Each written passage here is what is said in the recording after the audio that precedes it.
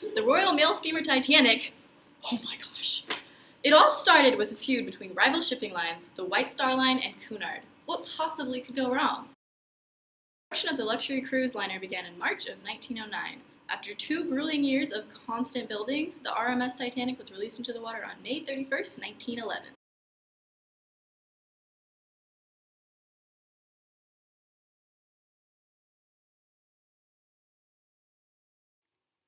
Fact: although it was the world's largest movable man-made object at the time, it took a little over a minute to launch it into the water and it went off without a hitch.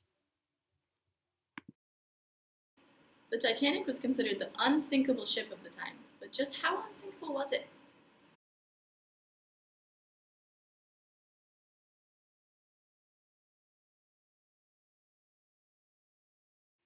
Fiction: a critical factor in the Titanic sinking was the so-called watertight compartment design. These watertight compartments only extended a few feet above the waterline, so water could easily pour into one compartment of the boat to another. Major downfalls of the Titanic that no one thought to fix because it was the unsinkable boat was the lifeboat situation. There was a total of 2,240 passengers and crew on the ship, but out of the 16 lifeboats and 4 collapsibles, only 1,178 people at full capacity could safely make it off the boat in case of an emergency.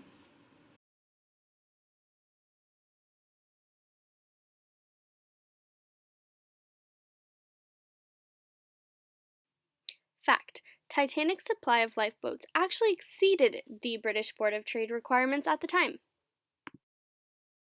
The Titanic departed for its maiden voyage for Southampton, England on April 10, 1912.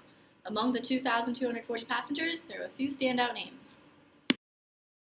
My name is John Jacob Astor IV, and I am by far the wealthiest person aboard the Titanic. I earned this by marrying into the fortune. I left my first wife for a woman 29 years younger than me. Her name was Madeline Talmadge Force, and she's just 18 years old. Hello, my name is Margaret Brown. However, following the events of the Titanic sinking, I would earn the name the Unsinkable Molly Brown. Due to the courage I showed and calmness I spread during the panic that ensued after the Titanic hit the iceberg, I helped maintain calm and order while the lifeboats were being loaded. I also encouraged our life raft to look for survivors in the water. Yeah, hey, my name is Charles John Johan. I was the chief baker on the Titanic. I became well famous because I survived the Titanic sinking, floating on the water sometime before being pulled in a lifeboat. The fact that I survived in the water for so long might or might not have something to do with alcohol.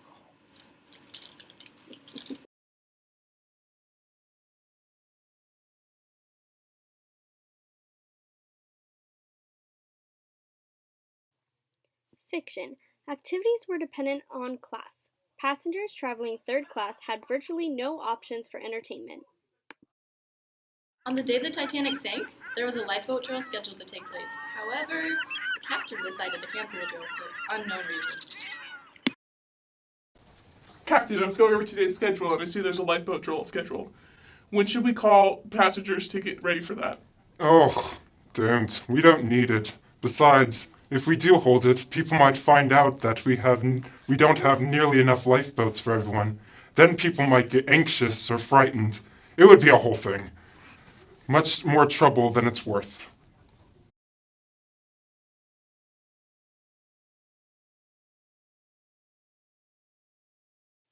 Fiction: multiple warnings were received by the crew of the Titanic from other boats in the area. These warnings were telling of icebergs in the longitudinal and latitude the Titanic was approaching. Most of these messages were not delivered to the captain, however.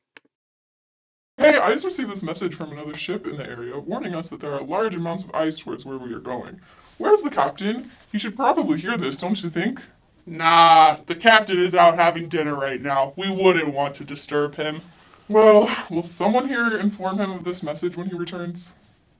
Well, we'll think about it.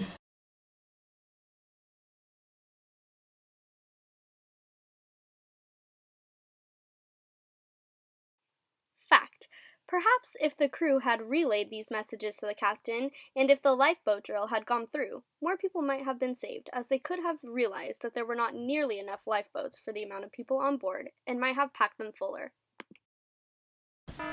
Where did we go wrong? Was it when we skipped the lifeboat drill? Or how about when we ignore the warning signs for 4 hours? Maybe because we called the boat unsinkable and was just truly heroic? No, it had to be an accident. Well, this is it, Captain. Captain crew always go down with the ship. How long is this supposed to take?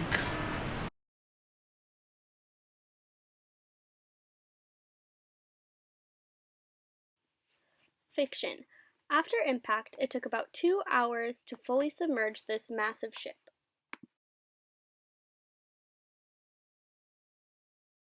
Maggie went back and saved people by rowing a lifeboat all by herself. She also helped people onto the lifeboats before getting on one herself.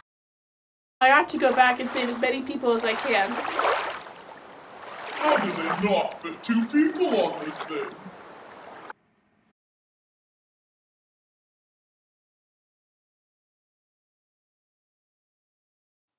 Fiction. Less than 50% of the passengers were able to make it out alive.